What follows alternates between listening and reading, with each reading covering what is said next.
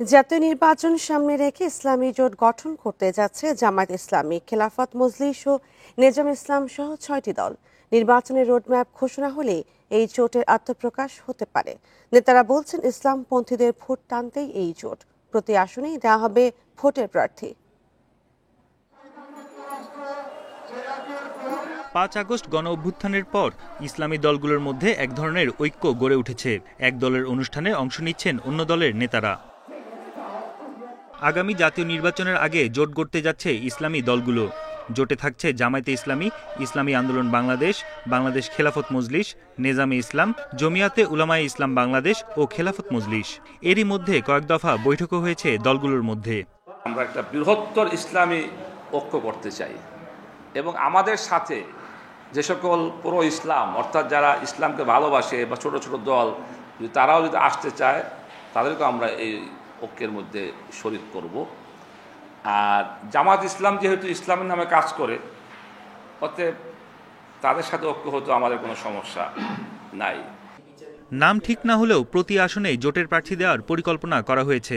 নেতারা জানান, দলীয় প্রতীকে নির্বাচন করতে পারবেন মনোনীত প্রার্থীরা। একটা আসনে মনে করেন আমাদের শক্তি বেশি, সমর্থক বেশি, জনসমর্থন বেশি, কিন্তু যে কোনো কারণে হয়তো দেখা গেল অন্য একটা দলকে আমাকে ছাড় দিতে হবে, তখন ওই দল তার ওই প্রতীক নিয়ে গেলে হয়তো ওখানে অতটা সুবিধা করতে পারবে না। সেক্ষেত্রে উনি বলতে পারে যে আমাকে তাহলে হাত পাখা দেন, তখন আমরা হয়তো হাত পাখা সেখানে আমরা অফার করব, সমস্যা নেই। তবে জামায়াতে ইসলামী বলছে, ইসলামপন্থী অনেক দলের সাথে আলোচনা চলছে। নির্বাচনী রোডম্যাপ ঘোষণার পর স্পষ্ট হবে জোট। ইনশাআল্লাহ বাংলাদেশে একটা সুন্দর নির্বাচনের জন্য আমরা পরস্পরের মধ্যে একটা সমঝোতা বোঝাপড়ার ভিত্তিতে একটা ইলেকশন দিকে যাব, যাতে দেশে স্বার্থে জনগণের কল্যাণে এটা গণতন্ত্রের বিকাশের জন্য এটা একটা দৃষ্টান্তকারী ইলেকশন। অনেক বিষয়ে দল ভিন্ন হলো, বোঝাপড়ার জায়গায় কিন্তু আমরা খুব কাছাকাছি অবস্থানে আছি। সেই জন্য আমরা আশা করছি জনগণও এরকম একটা ইসলামী দলগুলোর মধ্যে একসাথে নির্বাচনে আসা। সম্ভাব্য এই জোটের দলগুলোর মধ্যে শুধু নেজামে ইসলামের নিবন্ধন নেই। বন ইবনে কামাল, ইন্ডিপেন্ডেন্ট নিউজ, ঢাকা। আগামী বছর এপ্রিলে জাতীয় নির্বাচন আয়োজনে সরকারের সিদ্ধান্ত সঠিক নয় বলে মন্তব্য করেছেন বিএনপি মহাসচিব মির্জা ফখরুল ইসলাম আলমগীর। শনিবার সকালে বিএনপির প্রতিষ্ঠাতা ও সাবেক রাষ্ট্রপতি জিয়াউর রহমানের সমাধিতে শ্রদ্ধা জানিয়ে তিনি এ কথা বলেন। এদিকে জামায়াত ইসলামী বলছে, সুষ্ঠু পরিবেশ নিশ্চিত হলে সরকারের রোডম্যাপ অনুসারেই জোট সম্ভব। ঈদুল আজহা উপলক্ষে শনিবার সকালে সাবেক রাষ্ট্রপতি জিয়াউর রহমানের সমাধিতে শ্রদ্ধা জানাতে আসেন বিএনপি মহাসচিব, সাথে দলের স্থায়ী কমিটির নেতারা। পরে দোয়া ও মোনাজাত শেষে গণমাধ্যমের সাথে কথা বলেন মির্জা ফখরুল ইসলাম আলমগীর। এ সময় এপ্রিলে ভোট আয়োজনে প্রধান উপদেষ্টার ঘোষণার প্রতিক্রিয়ায় তিনি বলেন, এই সিদ্ধান্ত সুচিন্তিত নয়। সরকার চাইলে ডিসেম্বরেই নির্বাচন সম্ভব। প্রত্যাশা জনগণের পূরণ হয়নি এবং যে সময়টি নির্ধারণ করা হয়েছে সময়টি বাংলাদেশের নির্বাচনের জন্য সঠিক সময় নয়। এখানে আপনার যে প্রচণ্ড গরম, ঝড় বৃষ্টি হওয়ার আশঙ্কা থাকে ওই সময়, তারপরে রোজার পরেই পাবলিক পরীক্ষা আছে। সুতরাং এই সময়টা খুব চিন্তা করে দেওয়া হয়েছে বলে আমাদের কাছে মনে হয় না। মৌলভীবাজারে ঈদের জামাত শেষে নির্বাচনের সময়সীমা নিয়ে কথা বলেন জামায়াত আমির। ভোটের সুষ্ঠু পরিবেশ থাকলে অন্তর্বর্তী সরকারের দেয়া রোডম্যাপেই ভোট আয়োজন সম্ভব বলে মনে করেন তিনি। দেশের এই সংকট শেষ হওয়া দরকার এবং একটা অর্থবহ নির্বাচন সবার দীর্ঘদিনের আকাঙ্ক্ষা, কারণ 3 বার পরপর মানুষ ভোট দেওয়ার সুযোগ পায় নাই। আবার আমাদের অনেক যুবক যারা এবার ভোট দেওয়ার যোগ্য হয়েছে তাদেরও সুযোগ সৃষ্টি করে দেওয়া দরকার। প্রধান উপদেষ্টার নির্বাচনের সময় ঘোষণাকে ইতিবাচক বলছেন এনসিপির মুখ্য সংগঠক হাসনাত আব্দুল্লাহ।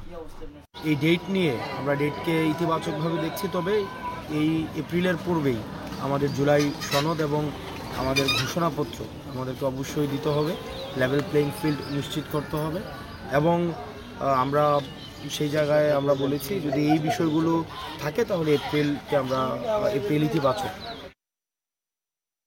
নির্বাচনের আগে জুলাই সনদ ঘোষণা এবং লেভেল প্লেইং ফিল্ড নিশ্চিতের দাবি এনসিপির।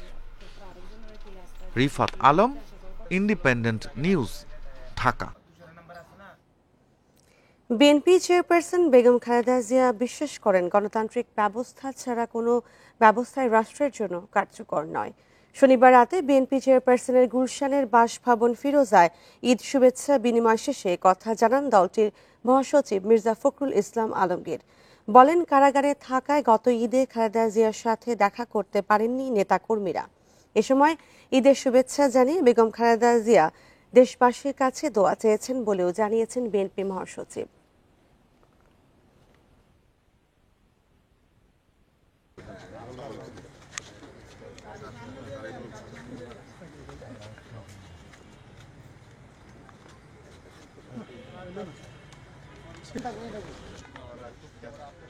ঈদের দিনে আমরা তার সঙ্গে সৌজন্য সাক্ষাৎ করতে আসি।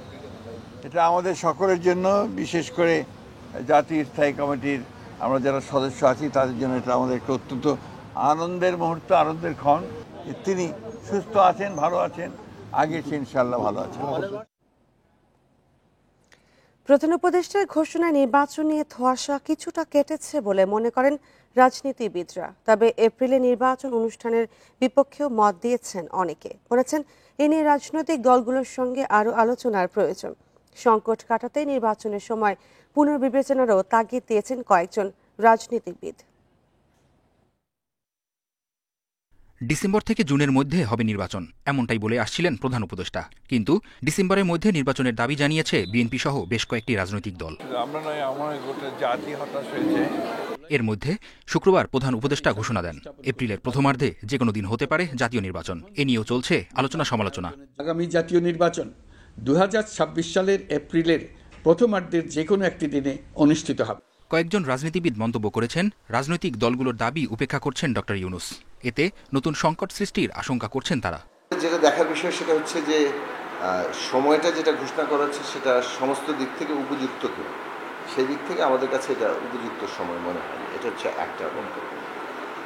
নির্বাচনের পরিবেশ তৈরি করার জন্য সবগুলো রাজনৈতিক দলকে আস্থায় এনে কিন্তু একটা এই কাজটা করতে হবে। সমাজের সকল অংশের মানুষ কোনো প্রাকৃতিক ঝুঁকির বাইরে যেয়ে তারা নির্বাচনে অংশগ্রহণ করবেন। সেই জায়গা থেকে এপ্রিল মাস কোনো ভালো সময় হিসাবে এটা নির্বাচন, এটা সময় দিক থেকে এটা খুব ভালো নির্বাচন নয় এটা। তো সুতরাং আমার মনে হয় যে সংকটটা রয়ে গেল। কেউ কেউ বলছেন, প্রধান উপদেষ্টার ঘোষণায় নির্বাচন নিয়ে টানাপোড়েন কিছুটা দূর হবে, তবে আরও আলোচনার প্রয়োজন। এতটুকু বলতে পারি যে নির্বাচন নিয়ে একটি ধোঁয়াশা ছিল, এই ঘোষণার মাধ্যমে হয়তো সেই ধোঁয়াশা কিছুটা কাটবে। কিন্তু নির্বাচনের যে ধরনের পরিবেশ দরকার হয়, যে ধরনের আবহাওয়া দরকার হয়, সেটি আসলে ওই সময় আসলে থাকবে না।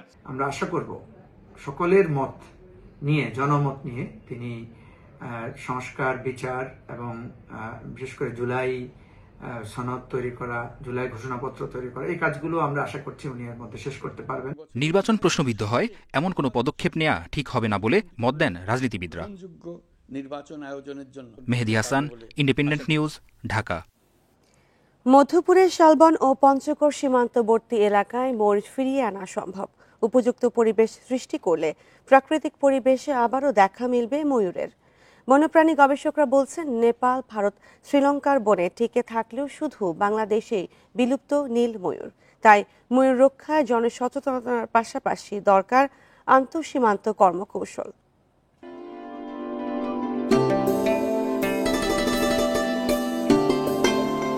এশিয়ায় নীল ও সবুজ ময়ূর দেখা যায়। এর মধ্যে নীল ময়ূর সবচেয়ে জনপ্রিয়। হিমালয়ের পাদদেশ থেকে নেপাল, ভুটান ও দক্ষিণ পশ্চিম ভারত, বাংলাদেশ হয়ে শ্রীলঙ্কা পর্যন্ত এর বসবাস। শত বছর আগেও এদেশে শালগজারির বনে বাহারি ময়ূরের বসবাস ছিল, কিন্তু শিকার ও আবাস সংকটে বর্ণিল এই পাখিটি বাংলাদেশের প্রকৃতি থেকে বিলুপ্ত। নীল ময়ূর প্রকৃতিতে ফিরিয়ে আনতে মধুপুর শালবনকে বেছে নিয়েছে বন বিভাগ। পরিবেশের সাথে খাপ খাইয়ে নিতে কমপক্ষে 1 বছর সময় লাগবে। তবে এই পথে আছে বেশ কিছু চ্যালেঞ্জ।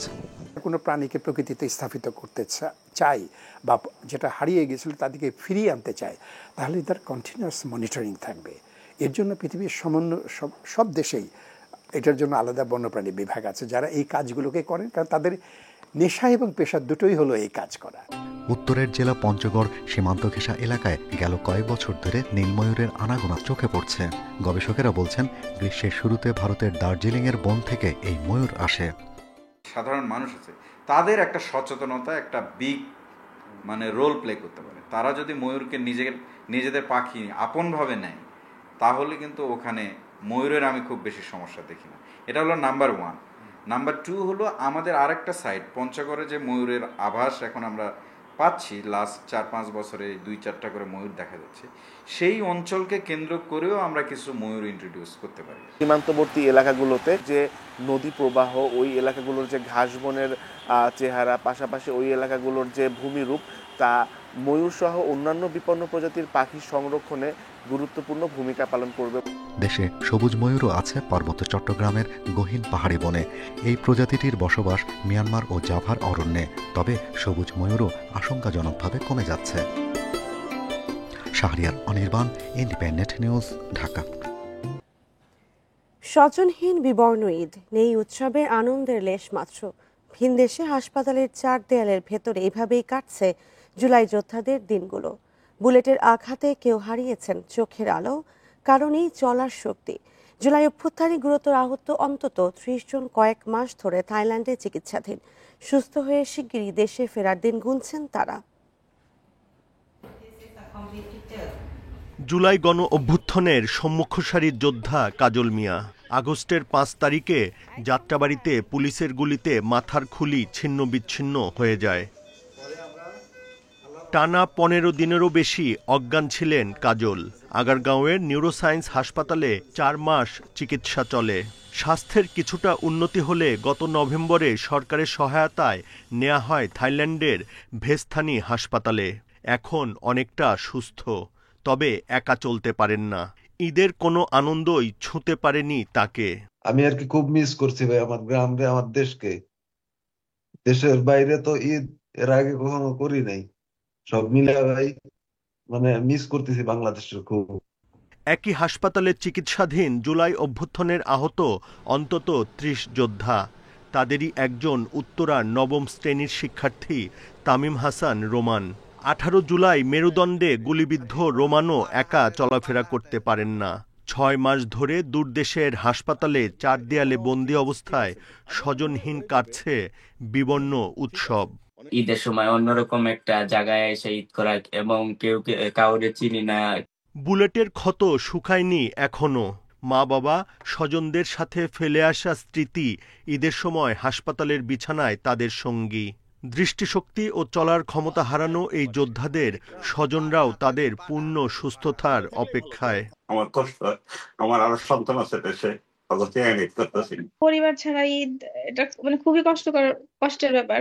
ভাই বোন সবাইকে ছাড়া এখানে ঈদ করতেছে, এটা আসলেই দুঃখজনক। শরীরে বুলেটের যন্ত্রণা আর অনিশ্চিত ভবিষ্যতের চিন্তায় দুর্বিষহ আহত এই যোদ্ধাদের প্রতিটি দিন। এর মাঝেও দেশে নির্বিঘ্নে উৎসব উদযাপন তাদের দিয়েছে স্বস্তি। সুস্থ হয়ে দ্রুত দেশে ফেরার দিন গুনছেন তারা। সেই সাথে আগামী ঈদ হাসপাতালে নয়, স্বজনদের সাথেই উদযাপনের প্রত্যাশা তাদের। Buddhadeb Kundu, independent News, Dhaka. যশোরের বেনাপোলে ঈদের জামাতকে কেন্দ্র করে বিএনপির দুপক্ষের সংঘর্ষে একজন নিহত হয়েছেন। শনিবার সন্ধ্যায় ডুবপাড়া গ্রামে এই ঘটনা ঘটে। পুলিশ ও স্থানীয়রা জানায়, সকালে ঈদ জামাতকে কেন্দ্র করে স্থানীয় বিএনপির দুপক্ষের মধ্যে কথা কাটাকাটি হয়। এর জেরে সন্ধ্যায় ডুবপাড়া এলাকায় হাত বোমা বিস্ফোরণ করে এক পক্ষ। এতে বিএনপির কর্মী আব্দুল হাই গুরুতর আহত হন। পরে তাকে উদ্ধার করে স্থানীয় একটি হাসপাতালে নেওয়া হলে মৃত ঘোষণা করেন চিকিৎসক। খবর পেয়ে মরদেহ উদ্ধার করে মর্গে পাঠায় পুলিশ। এই ঘটনায় জড়িতদের ধরতে অভিযান চলছে।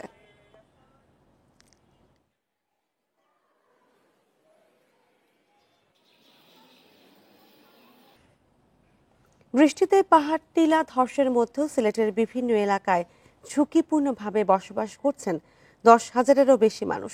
জেলায় 5 বছরে টিলা ধসে প্রাণ হারিয়েছেন অন্তত 20 জন। এরপরও কমছে না ঝুঁকিপূর্ণ বসতি স্থাপনা। টিলায় বসবাস নিরুৎসাহিত করতে বিদ্যুৎ গ্যাস সংযোগ বন্ধ করেছে জেলা প্রশাসন। গত 1 জুন সিলেটের গোলাপগঞ্জে টিলা ধসে প্রাণ হারান একই পরিবারের 4 জন। গত বছরও জুনে এভাবে নগরীর চামেলিবাগে মৃত্যু হয় স্বামী, স্ত্রী ও সন্তানের। গত 5 বছরে টিলা ধসে এই এলাকায় প্রাণহানি অন্তত 20 জনের। প্রতি বছর টিলা ধসে মৃত্যুর সংখ্যা বাড়লেও বন্ধ হয়নি পাহাড় কেটে বাড়িঘর তৈরি, বরং ঝুঁকির মধ্যেও বাড়ছে বসবাসকারীদের সংখ্যা। না, 8 জন মানুষ, আমরা খুব কষ্ট হয়। এই জন্য জোয়ার তুফান গেছে, আমরা যে কষ্ট হয়, আমরা রাত ঘুমাইছি না, তো আমরা বারে দিয়ে হারি বইতে আসছে। কতক্ষণ ভাঙ্গিও পড়ছে, খুব ভাঙ্গিয়া পড়ে। তো সরকারের কাছে একটা আবেদন, যেটা এটা আমরা যদি একটা কোনো একটা আশ্রয় দিয়ে দিতে হয়, তখন না আমরা একটু সুবিধা থাকতে পারি। পরিবেশবাদী সংগঠনগুলো বলছে দুর্ঘটনা ঘটলেই নড়েচড়ে বসে প্রশাসন। এছাড়া সারা বছর তাদের তৎপরতা দেখা যায় না। প্রয়োজন হচ্ছে গিয়ে টিলা যেন না কাটে, কিন্তু দেখা যায় পরিবেশ অধিদপ্তর যেটা করে সেটা হচ্ছে ঘটনা ঘটার পরে তারা সেখানে মামলা দেয় যে এখানে একটা টিলা কাটা হয়েছে, কাকে কাকে আসামি করবে সেই সমস্ত তথ্য উপাত্ত নেয়, কিন্তু যা ঘটার তা ঘটে যায়। জেলা প্রশাসন জানায় ঝুঁকিপূর্ণ এলাকা ছেড়ে সরে যেতে মাইকিং করা হচ্ছে। টিলার বসতিগুলোতে বিদ্যুৎ ও গ্যাস সংযোগ না দেওয়ারও নির্দেশ দেওয়া হয়। টিলা কাটার বিষয় হচ্ছে আমরা অব্যাহত অভিযান আছে আমাদের কাছে, এবং প্রত্যেক উপজেলাতেই টিলা কাটা হয়ে থাকে এবং টপ সয়েল কাটা হয়ে থাকে। প্রতি মাসেই আমরা এই বিষয়ে অভিযান পরিচালনা করছি এবং আমরা মানুষকে বিরত রাখার চেষ্টা করতেছি, এবং একই সাথে ঝুঁকিপূর্ণ এলাকায় যারা থাকে তাদেরকে যাতে কোনোভাবেই ইউটিলিটি দেওয়া না হয়, সুবিধা যেমন বিদ্যুৎ বা পানির সুবিধা দেওয়া না হয়, সেটাও আমরা বলে আসতেছি। গত 1.5 দশকে সিলেটে অন্তত 61টি টিলা কেটে ফেলা হয়েছে। জেলার 412টি পাহাড় টিলার মধ্যে টিকে আছে মাত্র 351টি। Independent News. দোহার নবাবগঞ্জে টেকনিক্যাল সেন্টারে কাজ শিখে প্রতি বছর অন্তত 3000 তরুণ যাচ্ছেন প্রবাসে। 3 থেকে 6 মাসের কোর্স করে গড়ে উঠছেন দক্ষ শ্রমিক হিসেবে। এতে নিজ পরিবার স্বাবলম্বী হওয়ার পাশাপাশি দেশে আসছে রেমিটেন্স। বেকারত্ব কমাতে সরকারের পক্ষ থেকে নতুন টেকনিক্যাল সেন্টার গড়ে তোলা হবে বলে জানিয়েছে উপজেলা নির্বাহী কর্মকর্তা।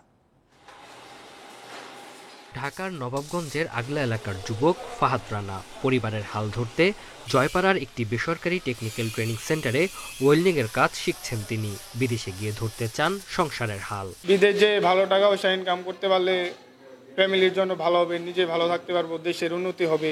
ফাহাদের মতো দোহার নবাবগঞ্জের অন্তত কয়েক হাজার তরুণ ও যুবক বিভিন্ন টেকনিক্যাল ট্রেনিং সেন্টারে কাজ শিখছেন।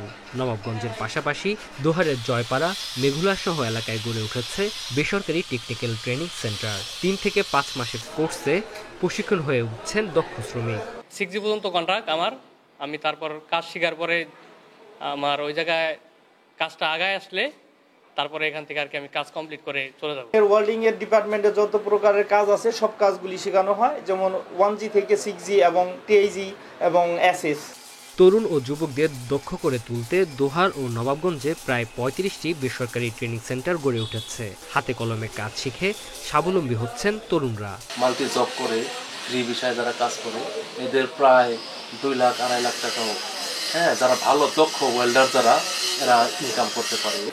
সরকারি ও বেসরকারি পর্যায়ে নতুন টেকনিক্যাল সেন্টার গড়ে তুলতে সহযোগিতার আশ্বাস উপজেলা নির্বাহী কর্মকর্তার। প্রবাসী কল্যাণ মন্ত্রণালয়ের নির্দিষ্ট কিছু শর্ত সাপেক্ষে কিছু এই ধরনের প্রতিষ্ঠানের স্থাপনের ক্ষেত্রে কোনো শর্ত থাকতে পারে, সেগুলোর সাথে তারা সম্পূর্ণভাবে যোগাযোগ করে তাদের সম্পূর্ণ শর্ত যদি পূরণ থাকে আমরা অবশ্যই সেখানে ইতিবাচকভাবে তাদের সহযোগিতা করব।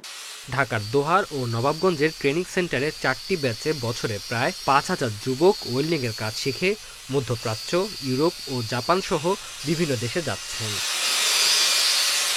Independent news. আর এই ছিল এখনকার সংবাদে। ইন্ডিপেন্ডেন্ট টেলিভিশনের সব খবর বিস্তারিত জানতে চোখ রাখুন ফেসবুক, ইউটিউব ও এক্সে। ধন্যবাদ সবাই।